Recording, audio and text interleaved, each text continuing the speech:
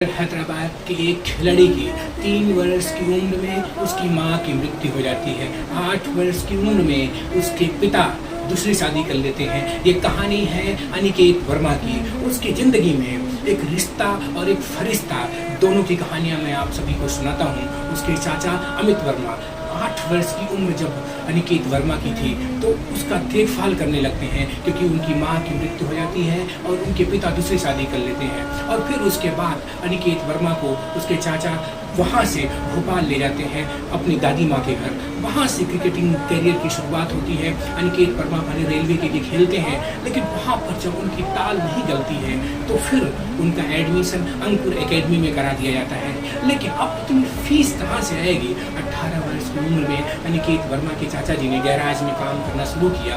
4 से 5 हजार रुपये महीने का कमाते थे, जो कि सारी कमाई अपने भतीजे पर लगा देते थे।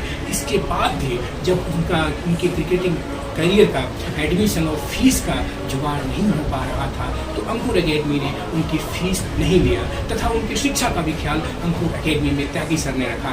और उसके बाद जबरदस्त तरीके से अनिकेत वर्मा ने अपने क्रिकेटिंग करियर की शुरुआत की। उसके बाद उनका सिलेक्शन होता है भोपाल लेपर्ड्स में और एक ही श्रृंखला में उन्होंने 25 छक्के मारे थे। एक शतक लगाया था जो कि उनका बहुत प्रसिद्ध शतक है, जिसमें उन्होंने 13 छक्के लगाए थे। और उसके बाद 5 फ्रेंचाइजीज से कॉल आता है अनिकेत वर्मा के लिए। 2024-25 में सनराइजर हैदराबाद में उन्हें अपनी टीम में शामिल करते हैं। और उसके बाद अभी कुछ दिन पहले जो उन्होंने बहुत बेहतरीन इनिंग खेली थी 18 गेंदों पर 43 रनों की, जिसमें उन्होंने 100 मीटर से भी अधिक लंबे कई छक्के लगाए थे। और आज हम सभी के सामने उनकी क्रिकेटिंग स्टोरी हम सभी के सामने है। तो अनिकेत वर्मा की कहानी में 2 लोगों का गजब का रोल था, उनके चाचा तथा उनके गुरु का। चाचा अमित वर्मा तथा उनके गुरु त्यागी सर का एक रिश्ते और एक फरिश्ते ने अनिकेत वर्मा को वो नई ऊंचाई तक पहुंचाया।